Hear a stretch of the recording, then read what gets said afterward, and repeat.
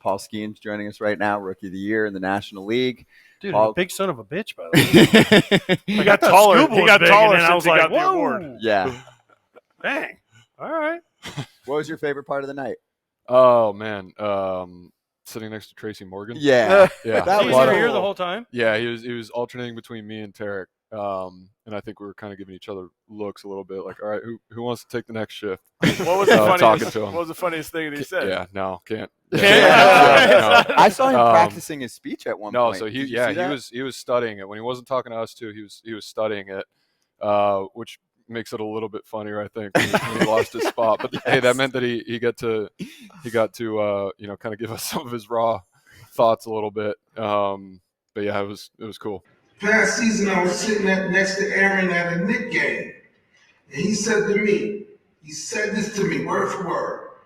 If you told me in high school that I would be sitting courtside at a Knick game with Tracy Morgan, I'd slap the shit out you. That's what he said. Dude, he smells good. What, I got to know. Yeah. Like, what are you wearing? Because it smells good. Just some Bath and Body Works cologne. Wow, there you I didn't know go. Bath and Body Works was on. They're thriving They now. are Bath thriving. and Body Works is a Thriving good now. spot. Wow. They I made mean, a big Oh, by the comeback. way, I don't know if we can show this, but What? I mean, Oh, nice. Sorry Yeah. about The that. whole time. Yeah. sorry Paul. about that. Why does it say Roy? I don't get it. I don't get what It's a little different than MVP. A little bit, yeah.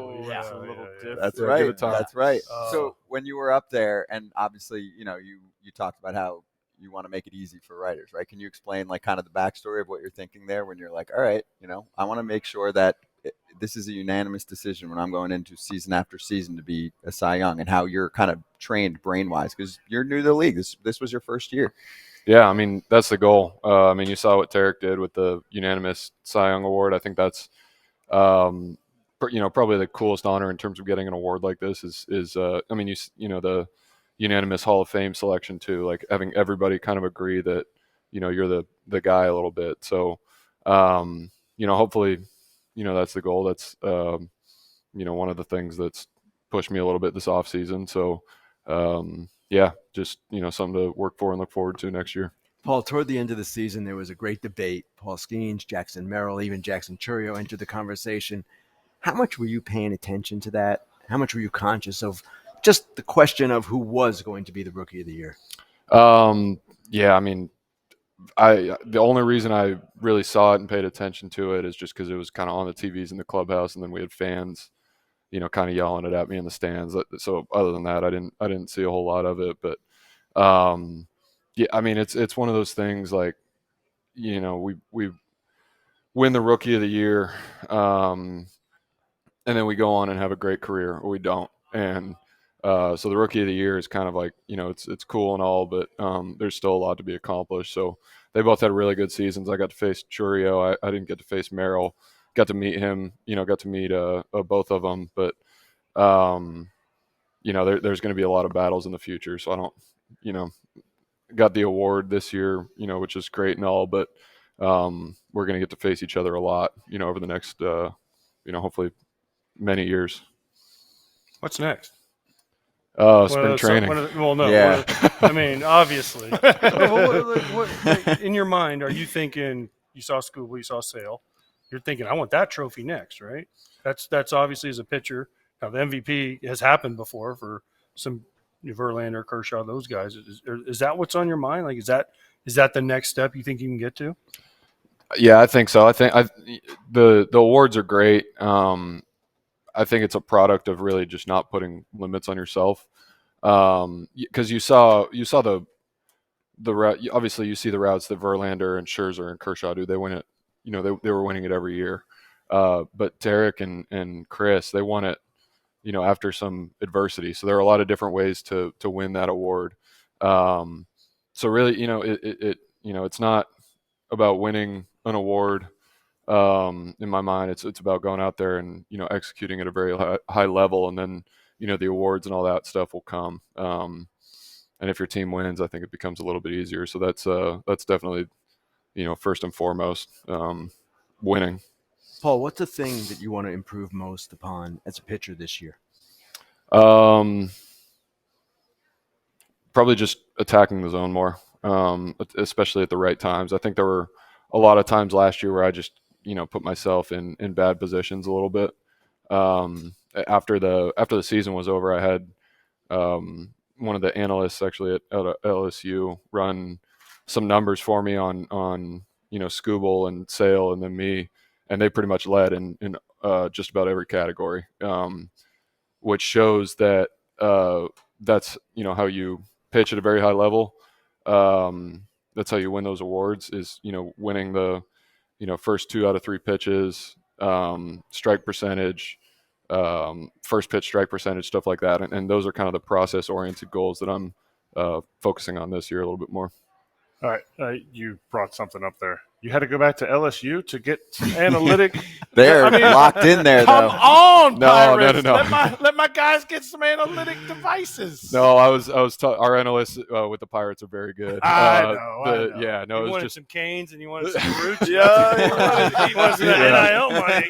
no. So I just happened to be talking to him, and then he went home and ran the numbers for me. I didn't ask him to do it. Did you tip him? Oh man, I should. Oh, Get him a good dinner. Good dinner. No. Just did you tell him he nerded out? Like he was like, "Oh, Paul Skenes, I love this guy. He was here, and now he's back, and now I'll get these numbers for him." Or did you not make fun of him for it? So no, because that stuff's pretty valuable. I think the analysts are, I don't know.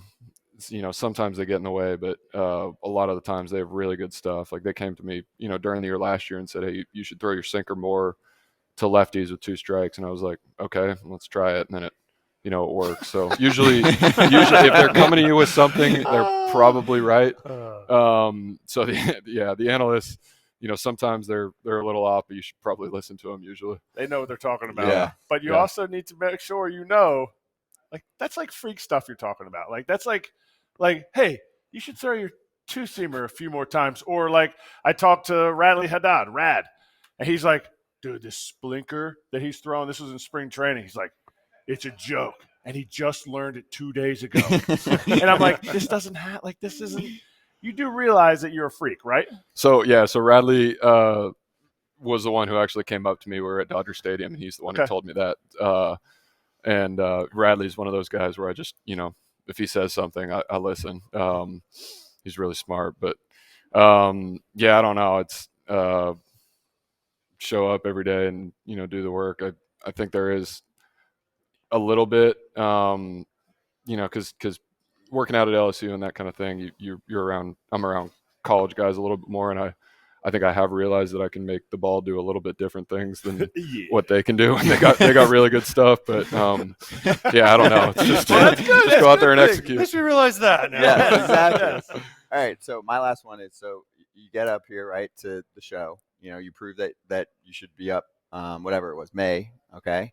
And then you're thriving in the bigs. So now this is your first off season. You're a Pirate, right? So are you dialed in? Obviously, they haven't done much yet, but to the off season, like, hey, are we going to have someone? Like, because now this is, you're part of this team now. So you're keeping track of off season moves. Okay, the Cubs just got Kyle Tucker. Like, are you keeping? Obviously, you know it, but are you like a fan of it because it affects your life and your season coming up?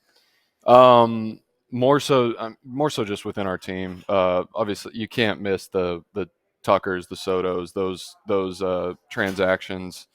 I think I have a little bit greater feel for what's going on, but still there are some I had no idea we were going to make that trade with the Guardians and that kind of thing. There's some things that still surprise me, but I'm definitely more in tune and more interested in it, I think, than I was last year.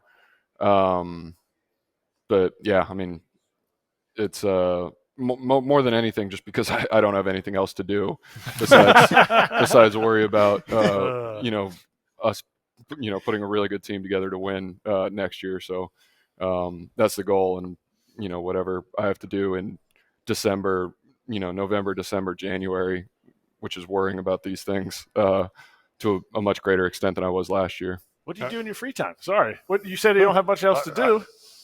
What does Paul Skenes, besides talk to the analysts at LSU and work out and clearly grow taller?